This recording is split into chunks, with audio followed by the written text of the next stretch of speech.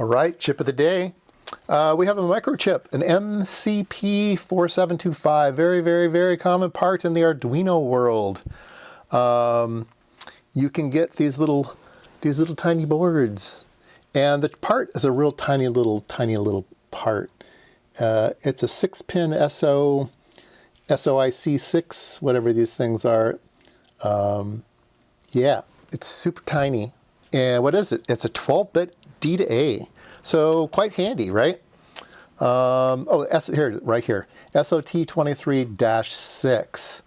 Yeah, 12-bit resolution, onboard EEPROM. So you can program this thing also to remember the value that you set in it, or remember that. That's pretty cool.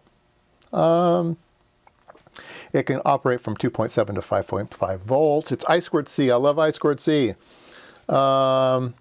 And it will handle all different types of I2C modes. There's faster protocols.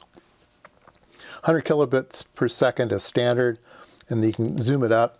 I've used this in Arduino before. You just tell it to go that fast, and it does. I'm not sure about the 3.4 megabits per second. I've never used that one. So let's take a look at the block diagram here. So here's the I2C interface, input register. This is the one that's probably, oh, here's the E2PROM. And then that goes in the DAC register. So you can put in the 12 bits, and then it does the resistive string division and gives you a value. And then there's an op amp that buffers that. Here's the pinout. So lots. Not much going on. It does have an A0, so you can have two different addresses. A word of warning on this little board, if you get one of these little boards. My little board has a jumper area over here, and it's got these places where you put a solder blob, and you can either blob it over to ground or blob it over to VCC. Okay, and my board had no blobs at all, so it was just kind of floating around in the breeze. And so I put the blob on grounding it, which puts it at a 0. And then this particular board then is a I2C address of 60 hex. And if you put the blob over on the other side, it's 61 hex. So you can have two of these in the circuit, which is nice, to XY. All right, what can we do here? Supply current, 200 microamps, threshold DC accuracy, let's see here. Plus or minus 2 bits. Offset error, blah, blah, blah, blah. Anyway, you need to calculate if this thing's going to be accurate enough for your application. As you do with most either A to Ds or D to As, you have to really, really, really delve into the data sheet and figure out if this thing's going to be accurate enough. All right. Let's see what else we got in the data sheet. Typical performance, DNL versus code. Yeah, so here's kind of the noise, depending on the code, the variability. Anyway, like I said, you really need to go through the data sheets really, really heavily when you're using stuff like this in a critical application. If you're just going to, if it doesn't matter too much for whatever you're doing, then you don't need to pay too much attention to it. It'll do what it needs to do. Let's see here. Look at the linearity. Should be a straight line, and there's always going to be some non-linearity in your device. Again, you need to figure out whether it's going to be good enough for you or not. There'll be an offset, there'll be a non-linearity, there'll be an accuracy, a whole bunch of numbers you need to worry about. And then the way that it does it is whatever your VREF is, it then gets divided down by whatever setting you have. It's 12-bit, so it's 4096, different levels. And then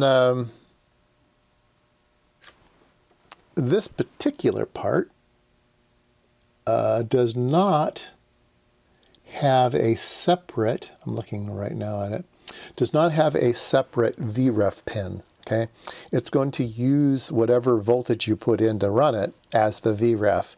So you can run these things, at an accurate 5 volts if you want, and then or an accurate 3 volts, whatever. But you need to make sure you have a dedicated power supply for this if you're going to use it in an accurate mode. Otherwise, you hook it up to VCC, and as the VCC moves up and down, or your battery moves up and down, if you're battery powered or whatever, then the output voltage is going to change because it's referenced to the VREF.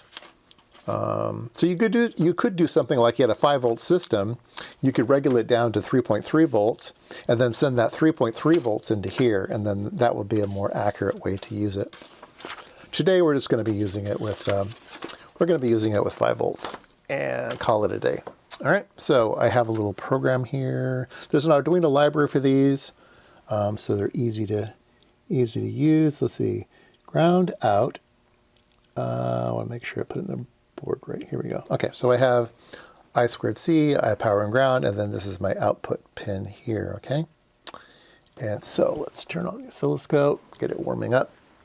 And then I need to find 5 volts. You should always have 5 volts handy on your bench. There we go, I'm all tangled up here. Tangled in blue. All right. And we have an MCP4725. That's all the OLED display does, is just display what it is. And now we're all powered up here. Let's find a oscilloscope probe. Okay, let's do a preset on the scope, and we see something's happening there. Let's try the auto button. I always like to use the auto button. When you're an old folk like me, you just need to take the easy way out sometimes. There we go, look at that. It gives me a perfect picture. So I wrote a little program here to do stair-steppy stuff. So it's going between ground and 5 volts, and it's going in steps of 256. So that gives us 16 steps. 1, 2, 3, 4, 5, 6, 7, 8, 9, 10, 11, 12, 13, 14. Yeah, 16 steps. Nice. So anyway, there you go. It is a cute little part. It's super, super easy to use. The library will give you examples of how to use it, but basically you put in the library, you enable the part, and then you just write to the part. You just say DAC output, and you give it its 0 to 496 and 495, and boom, it goes. So super, super easy to use, super tiny, super cheap. Yeah, what's to go wrong? All right, that was Chip of the Day. We had an MCP4725, 12-bit D to A.